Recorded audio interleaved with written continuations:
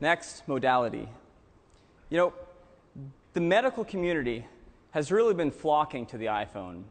Back in March, when we launched the beta of iPhone 2.0, we demonstrated Epocrates, which was incredibly well received. In fact, after that, Epocrates went and surveyed its key physicians and found that of those planning on buying a phone in the next 12 months, fully a third plan to buy an iPhone, making it their #1 choice. Well, today, we have 2 more medical apps to show. The first, from modality, is about creating more physicians.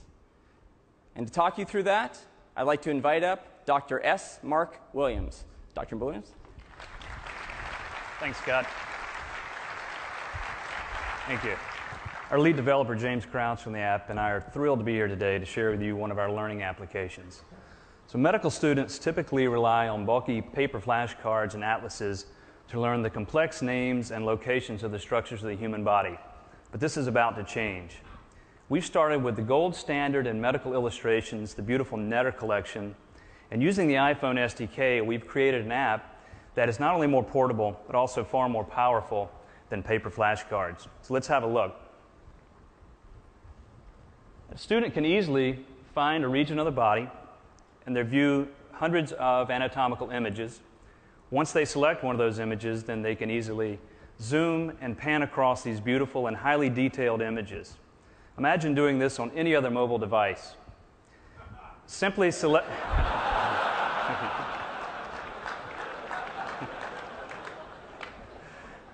Thank you. Simply selecting a pin shows the anatomical structure, and it makes it very easy for a student to jump out to the web and find additional information on that particular part of the body. The app has a simple quiz mode that prompts the user to find a structure within an image and provides feedback about whether they're right or whether they're wrong. And we really believe that applications like this will provide unique and new opportunities for effective learning outside of the classroom.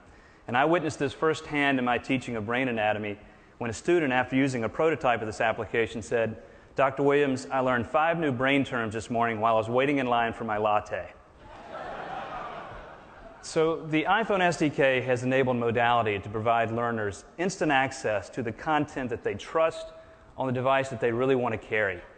And it's been so easy to use, and coupled with our business and development model, we've been able to produce numerous applications very quickly.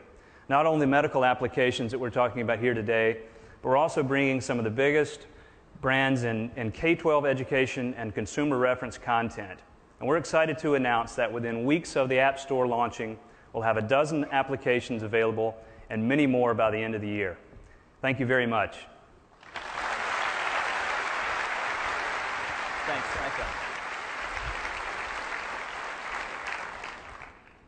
Our next medical app is from MIMvista. MIMvista is a leading developer of innovative medical imaging software. And the application they're going to show just really demonstrates how absolutely incredible medical applications are going to be on the iPhone. To walk you through it, I'd like to invite up Mark Kane. Mark? Thank you, Scott.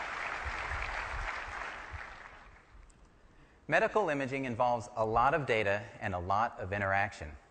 And interface is key to making it all possible. Before the iPhone, developing a mobile solution would have been virtually impossible, and the results kludgy. As we know from our existing customer base of radiologists and radiation oncologists, it's easy to be caught without access to a workstation, whether across the hospital, at the gas station, or at the golf course. Right now, we're moving through the slices of a fusion study with a one-finger slide, where we have a CT scan showing anatomic data and a PET scan showing metabolic activity. The two-finger slide changes the blending. Think of how a weather map works, where you have geographic data overlaid with temperature.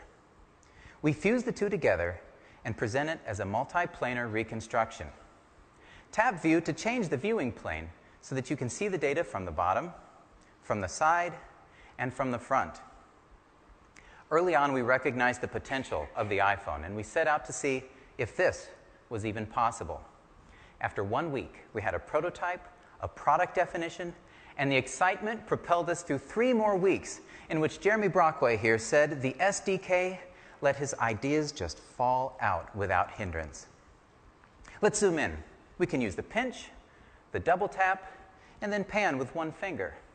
Notice the scroll indicator along the right. This area is dedicated to scrolling through slices so that you can do that at any time.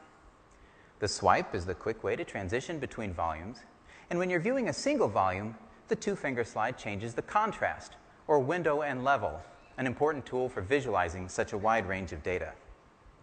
Let's look at the measurement tool. Touch and drag to position the start of a measurement line, and do the same to complete the line. And that line will remain on that slice until removed, which you can do with a shake.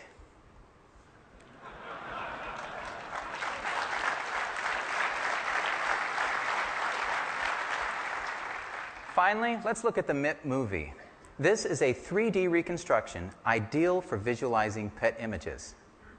Let's change the color for this. Let's choose rainbow. Imagine a doctor sitting with her patient, sharing the images with him, iPhone to iPhone, or an oncologist interactively reviewing a radiation treatment plan. The iPhone has created a new direction for our company. We've taken a complex desktop application, removed it from the realm of black art, and placed it in the hands of physicians and patients. And we've only just scratched the surface. Look for MIM at the launch of the App Store. Thank you.